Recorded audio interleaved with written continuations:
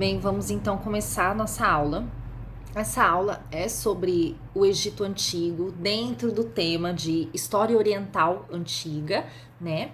E é uma aula um pouco mais aprofundada, mas ao mesmo tempo não tanto, senão ia ficar muito longa e eu tô tentando falar sobre o Egito todo em uma aula, então talvez fique um pouco extenso e eu tenha que dividir esse vídeo, ou talvez não. Né? A gente vai fazer alguma resolução de exercícios, né? Eu separei bastante exercícios de como que pode ser cobrado esse assunto em prova. Então, se você quiser depois ir pausando o vídeo para ver se você acerta, e aí, né, no próximo slide tem a resposta, e aí eu dou uma explicação breve, né, dependendo da questão. Né? Tem algumas questões que são bem marmeladas, assim, né? Mas é uma questão de interpretação de texto, de atenção, e a gente vai, né, vendo isso juntos, tá bom? Outra coisa, caso vocês tenham alguma dúvida ou ficou alguma coisa meio no ar e vocês gostariam de perguntar, deixem nos comentários que eu respondo nos próprios comentários. A gente pode até gerar um debate nos comentários, por mim é maravilhoso isso. Dependendo, eu posso levar para fazer outro vídeo e para mim não tem problema nenhum. Eu vou ver como é que esse vídeo vai sair, se o formato vai agradar. Eu aguardo a opinião de todos vocês sobre isso, como que vocês gostariam, se de repente vocês querem um pouco mais resumido mesmo, se vocês querem que eu continue com a resolução de exercícios ou não, se vocês querem 2 formatos, né? E se vocês ainda querem que eu traga alguns vídeos mais rápidos para contar algumas curiosidades, né? Deixar uns vídeos só para isso e aí a aula mesmo, né? Enfim, eu utilizei um livro que é do Mário Curtis Giordano, que é a História da Antiguidade Oriental, né? E ele é um livro mais antigo, né? Mas tem as ideias são as que estão valendo até hoje, né? De um modo geral. A gente tem que ter em mente também que quando a gente fala de datas, né, da história antiga, alguns documentos eles variam um pouco, né? Então é sempre por volta de tal ano, né? Não tem como a gente afirmar com toda certeza que aconteceu exatamente naquele ano. Mas fiquem despreocupados em relação a isso. Não é assim, não é isso exatamente que vai cair numa prova, né? Não é isso que realmente é importante.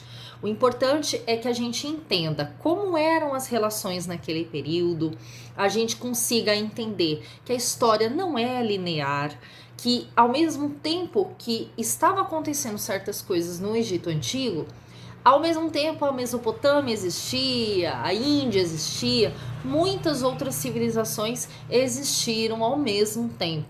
A gente vai começar então quais são as fontes principais que nos fizeram chegar às informações que nós temos hoje sobre o Egito Antigo. Né? Antes das descobertas arqueológicas e da decifração, né, dos hieróglifos, que foi descoberto por Champollion, né, essa decifração, né, foi feita pelo Champollion, e as fontes sobre o Egito Antigo eram a Bíblia, né, e o que foi escrito pelos autores clássicos, né, que geralmente eram gregos. Alguns merecem destaque, e aí eu coloquei aqui no slide, né? Um é o Hecateu de Mileto, que ele viveu na época das guerras entre os gregos e persas. Ele visitou o Egito um século antes do Heródoto e ele escreveu a Perigese. A Perigese, que foi utilizada como fonte pelo Heródoto também. E hoje só restam fragmentos, porém, trata-se de relatos de viagem que o Hecateu fez para vários lugares, inclusive o Egito. O Heródoto, propriamente dito, que é o Heródoto de Halicarnasso, né? Os seus escritos eles foram considerados a principal fonte sobre o Egito até meados do século XIX. Depois a gente pôde verificar vários assim equívocos nos seus escritos.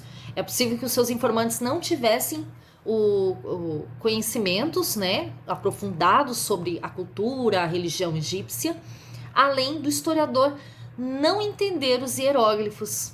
Aí a gente também tem o Manetho, que foi um sacerdote egípcio do século 3 a.C., que escreveu uma história do Egito a pedido do Ptolomeu II.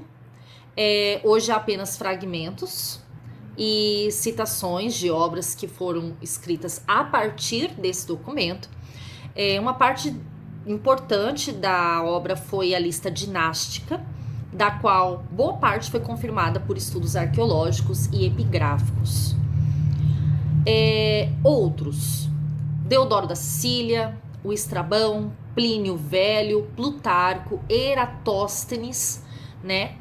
E aí a gente tem outras fontes também. Com a expedição de Napoleão ao Egito, alguns estudos ressurgiram mais detalhados sobre a antiga civilização através do barão Dominique Vivant Denon, que acompanhou a expedição. Ele é autor de Descrições do Egito, onde reúne anotações e desenhos. Nessa expedição, um soldado achou a Pedra de Roseta na construção do forte de Rashid. Na época, ele era chamado de Forte Julien, no delta do Nilo, a noroeste de Roseta. Em 1802, a pedra foi levada para o British Museum. A partir dessa pedra, o Champollion, ele conseguiu decifrar a escrita egípcia em 1822 e outras expedições depois aconteceram. Foi a partir de 1850 que realmente foram realizadas escavações mais minuciosas. Outros contribuíram para novas descobertas, estas que até hoje ainda não terminaram, né?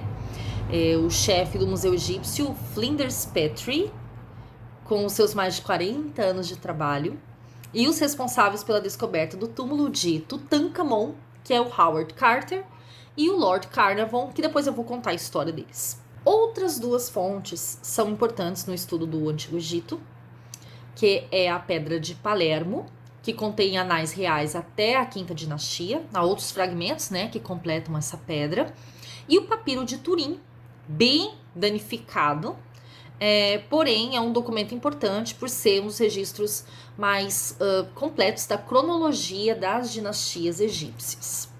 O Egito localiza-se no norte da África, onde liga-se à Ásia pelo Istmo de Suez e pela Península do Sinai. Ele é banhado pelo Mar Mediterrâneo, aqui em cima, pelo Mar Mediterrâneo, e a leste pelo Mar Vermelho. Sendo um prolongamento do Saara, o seu território ele é quase todo desértico. Então, a faixa de terras férteis é resultado do Rio Nilo, que corta o país no sentido sul-norte, né? E o Rio Nilo é o segundo rio mais extenso do mundo. Ele é superado apenas pelo Rio Amazonas, o nosso Rio Amazonas. A civilização egípcia, ela acabou florescendo no Vale do Nilo, entre a Núbia, atual Sudão, e a Núbia ela acompanha a história do Egito de uma forma bem importante, nós vamos ver também, e o delta do Nilo, no litoral do Mediterrâneo, ali. Quase não chovia muito na região, né? De dia o calor era muito forte e à noite o frio era muito forte, né? As cheias iniciavam em julho, durando entre 3 e 4 meses mais ou menos, inundando as margens do Rio Nilo.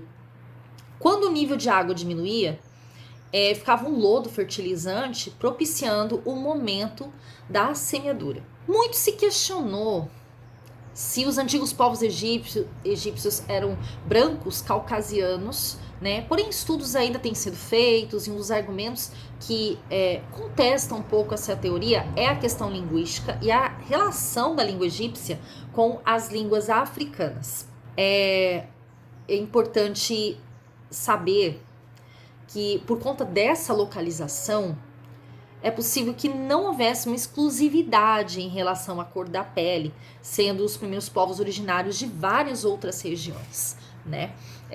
Inclusive, teve uma das dinastias, a 25ª, se não me engano, que é de faraós negros, de faraós de pele escura, que eles eram os faraós núbios, né? Quando a Núbia, né, os cuxitas, né, também chamados de cuxitas, que eu prefiro fazer até uma outra aula sobre isso, para falar mais sobre os cuxitas, não só sobre o período deles no Egito, porque é muito mais do que isso. E eles tiveram uma dinastia ali que muitos historiadores não se aprofundaram. Mas essa questão da cor, ela não era muito importante naquela época, porque não havia distinção das pessoas pela cor naquela época. As pessoas não eram escravizadas em razão da cor. Elas eram escravizadas ou por questão de dívidas ou prisioneiros de guerra. Isso era o comum, né? O Vale do Nilo, como a gente estava falando, ele foi um dos primeiros lugares onde ocorreu a Revolução Agrícola, né? Chamada também de Revolução Neolítica, quando os grupos humanos passaram pelo processo de sedentarização. Logo as atividades agrícolas elas acabaram se desenvolvendo, levando a outras atividades que desenvolveram a comunidade em um sentido político e administrativo, o que resultou na Revolução Urbana. Assim surgiram os líderes desses povos que, com o tempo, passaram a ter maior poder político e militar, além de concentrar em riquezas também, né? Durante esse período neolítico, os primeiros habitantes provavelmente tenham sido nômades, né, que acabaram se fixando às margens do Nilo, dedicando-se à criação de animais, à agricultura, né? E por volta de 6.000 a.C., habitaram na região pelo menos 3 povos. Isso é bem interessante. Geralmente, fiquem tranquilos, não cai muito em prova de vestibular, nada disso, tá? Mas eu achei interessante trazer para vocês. Taza, né, que habitava a margem direita do Nilo. Eles utilizavam machados de pedra polida, objetos de cerâmica, utilizando também ossos, marfim e conchas do Mar Vermelho. Fayum, cultivavam trigo, cevada e criavam bois e porcos. E Merindi, habitante da orla desértica do delta, viviam de forma parecida com os de Fayum. Eu trouxe aqui para vocês uma curiosidade, né, que é um complemento, né? Isso aí vocês podem encontrar no livro que eu indico para vocês, que é a História da Antiguidade Oriental, do Mário Curtis de Jordano, tá? Ainda antes do período pré-dinástico, havia vários reinos, e esse período é chamado por alguns historiadores de período Nakada, 1, 2 e 3, período onde esses reinos formam o Alto e Baixo Egito. O famoso rei Escorpião, cuja existência foi confirmada pelo egiptólogo inglês James Edward Keble em 1898, teria sido um dos primeiros reis do período. Segundo registros das clavas encontradas, ele poderia ter sido tanto o rei de Buto, hoje sendo a cidade de Tel al-Faraun, ao norte, como de Hierakonpolis, ao sul. Nomezinho grande, né? Pouco se sabe sobre esse período. Esse complemento que eu trouxe para vocês é do livro Sérgio Couto, Desvendando o Egito. Esse é um livro, ele não é, pelo que eu sei, ele é um jornalista, pesquisador, ele contribui para algumas revistas de história, mas é um livro assim, ele tem uma linguagem bem mais simples e ele vai trazer bastante a questão cronológica e também sobre curiosidades sobre os principais faraós. Inclusive, eu peguei algumas informações desse livro também. Aí a gente entra no período pré-dinástico, que é entre 5.000 a.C. até 3.500 a.C. Por volta de 4.000 a.C., com sistemas de irrigação que se iniciaram antes das famílias governantes, por volta de 5.100 a.C., e também os reservatórios de água, as terras férteis da região egípcia se ampliaram e estavam assim divididas em grupos autônomos chamados nomos, cujos chefes eram chamados de nomarcas. O nomarca, ele era o considerado mais sábio, né, ou que tivesse a família mais poderosa. Cada nomo era uma região com uma cidade capital e possuía uma religião, uma cultura próprias.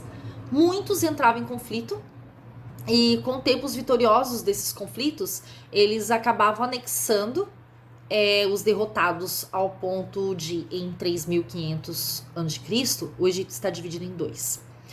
O Alto Egito ao sul e o Baixo Egito ao norte, incluindo a parte do delta do Nilo.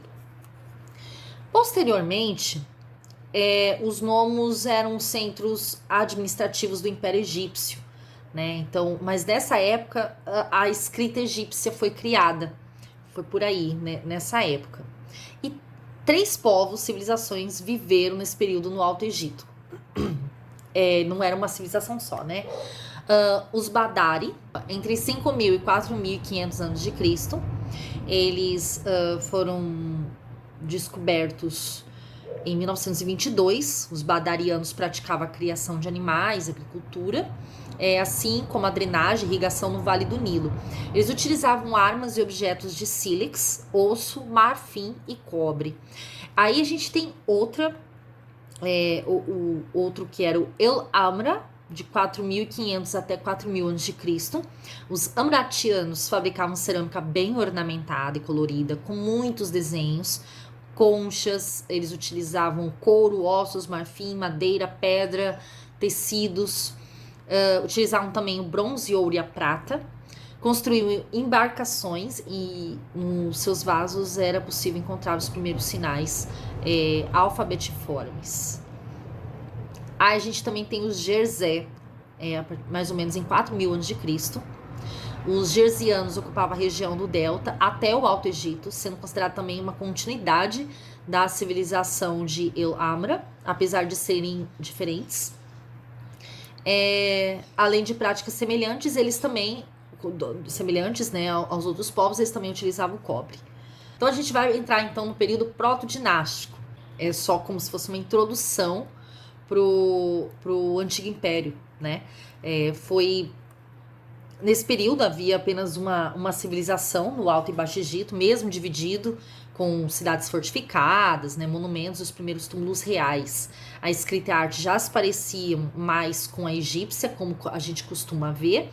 Com certeza tinha uma certa influência mesopotâmica ali, tá? E por volta de 3.200 a.C., o Menes, que era o rei do Alto Egito, ele conquista o norte.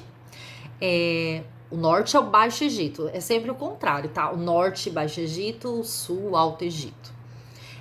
Com o país unificado, ele se tornou o primeiro faraó, um título que seria usado por todos os reis dali em diante, né? O título era vitalício, hereditário, e reis de uma mesma família formavam uma dinastia, e o Egito foi governado por várias, né? O estado era teocrático, ou seja, o rei estava intimamente relacionado a Deus, sendo considerado a encarnação dele.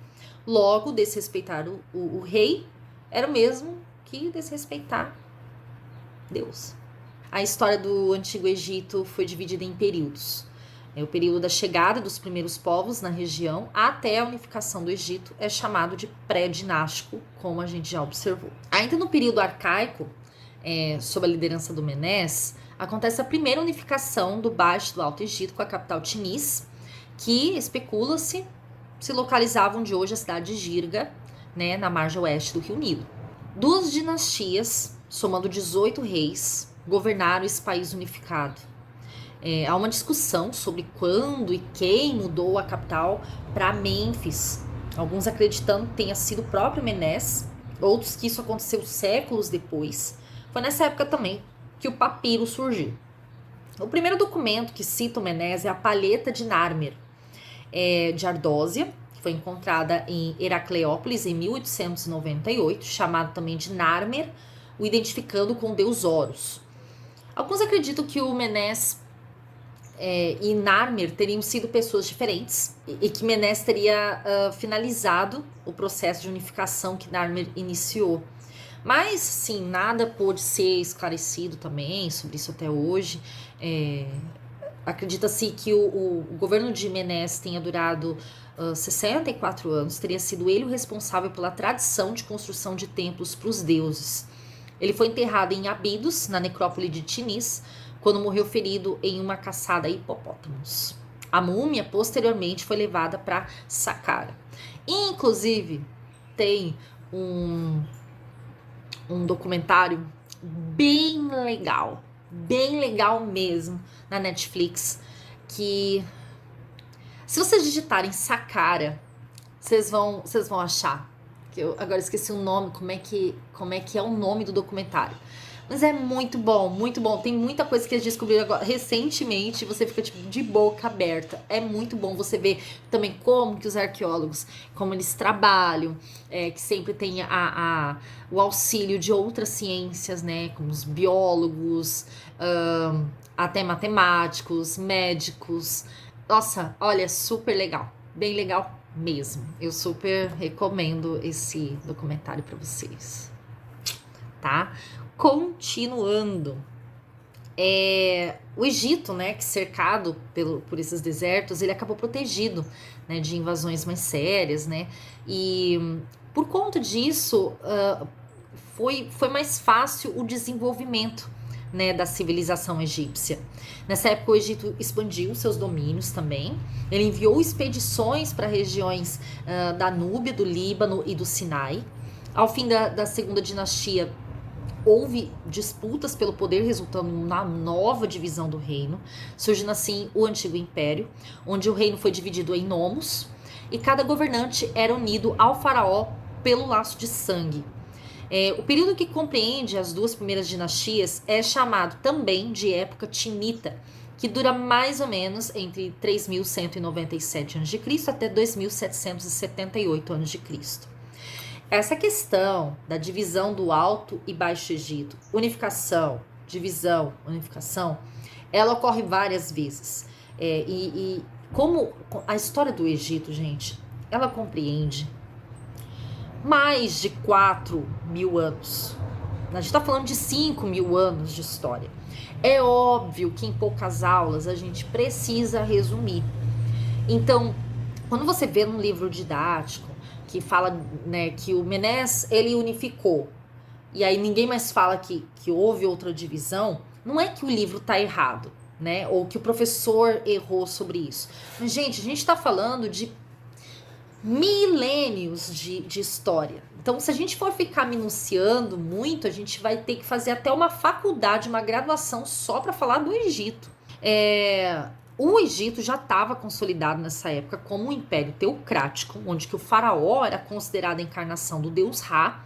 Ele tinha o poder absoluto e o apoio de duas classes sociais consideradas de elite. Os sacerdotes, que tinham uma forte influência sobre o povo, e a nobreza, que era responsável por ocupar os cargos militares e administrativos do alto escalão. Uma das primeiras pirâmides a ser construída foi a de degraus. Foi ordenada pelo faraó da terceira dinastia, o Djoser, que foi na área de Saqqara, sendo o primeiro faraó a ordenar a construção de uma pirâmide onde pudessem ser sepultados ele junto com a sua família. Quem projetou foi o Imhotep, que foi um arquiteto. Ele foi conselheiro também, vizir, sacerdote de Ra, príncipe, e que detinha muitos conhecimentos em várias áreas. Quando ele morreu, ele foi venerado e a sua figura fundida com o semideus greco-romano da medicina, Asclépio Esculápio. A estátua de Djoser é a mais antiga encontrada no Egito entre 1924 e 1925. O seu reinado durou entre 20 e 30 anos. Os ladrões de túmulo deixaram apenas, pasmem, o pé da múmia para trás. A quarta dinastia, ela teve os famosos faraós, né, que eram responsáveis pelas pirâmides de Gizé, Kelps, Kefra e Miquerinos. Durante a quarta dinastia também foram realizadas expedições à Núbia, à Líbia e ao Sinai. A sexta dinastia teve 2 monarcas que reinaram por um longo tempo. Quando eu tô falando de longo tempo, é longo tempo mesmo. Foi o Pepe I e o Pepe II. O primeiro tendo reinado por mais de 50 anos e o segundo por 94 anos. Se ele governou por 94 anos, qual a idade do cara? É isso que constam os registros. A exploração da Núbia era um fator bem importante, porém foi preciso assim uma constante atenção com a invasão dos líbios e asiáticos. Os nomarcas eles tiveram o seu fortalecimento, eles tornaram os cargos hereditários, que antes eram designados pelo faraó. É como se fossem governadores que passavam então de pai para filho, né? Primeiro período intermediário. Ele inicia-se com a sétima dinastia e o enfraquecimento do poder do faraó, agravado pelo longo reinado do Pepe II, com a descentralização do poder, seguido por um período de seca e fome. Então, quem tentava resolver alguma coisa nessa situação eram os nomarcas. E a divisão entre o Baixo Egito e o Alto Egito acontece de novo. O Baixo Egito era governado da cidade de Heracleópolis, onde florescia a vida urbana, e o Alto Egito a partir de Tebas, que era essencialmente agrário.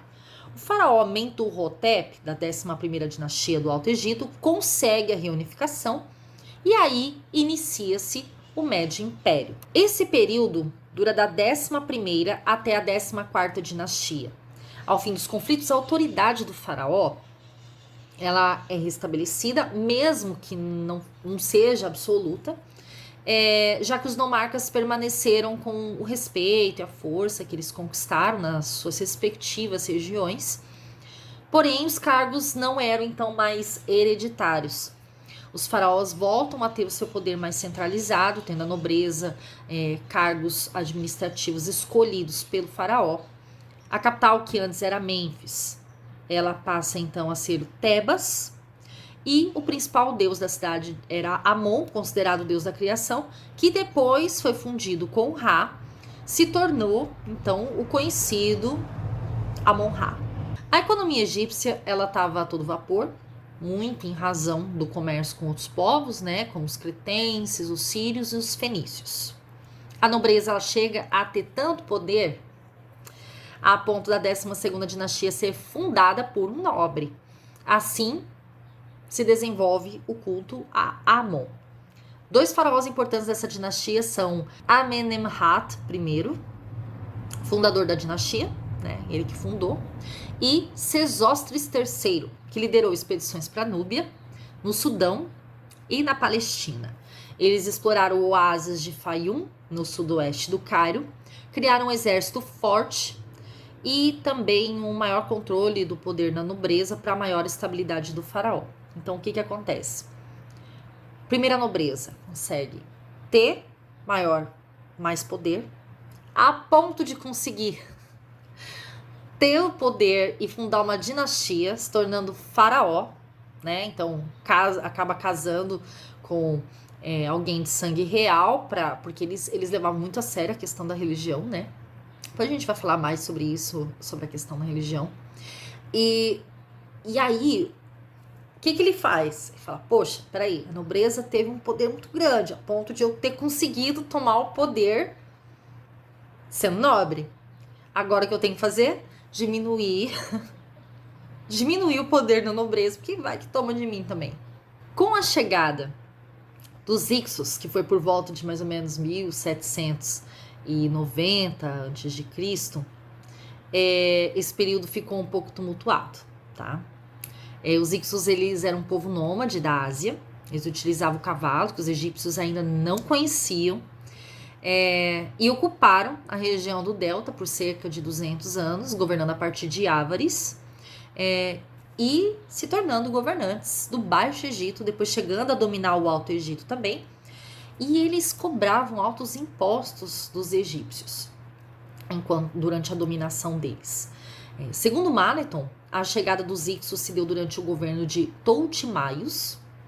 A invasão foi bem sucedida, sem nenhuma batalha. Depois eles queimaram as cidades, eles mataram pessoas e escravizaram parte da população.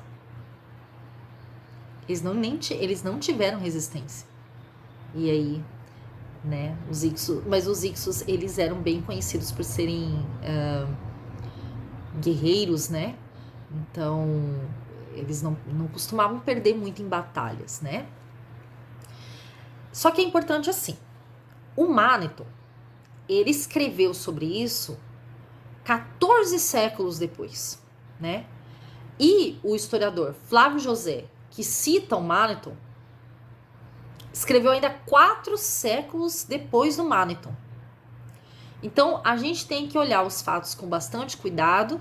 A gente não aceita prontamente o que é escrito, principalmente se faz muito tempo, porque quando eles escreveram já fazia muito tempo do que tinha acontecido. Então, a gente tem isso de pista, é uma pista, né? A gente não sabia nada, de repente tem uma pista. E aí, conforme vão acontecendo algumas descobertas arqueológicas, vai se juntando informação, principalmente depois da decifração dos hieróglifos, e a gente vai conseguir juntar algumas peças do quebra-cabeça. Mas antes, os faraós governavam a partir de Mênfis e Ávares, né? Ela que foi construída pelos hebreus enquanto estavam no Egito, com governos curtos, tumultuados, dividindo o reino novamente. O Egito recebeu, então, imigrantes palestinos, asiáticos, e os Hicsos conseguiram tomar o poder.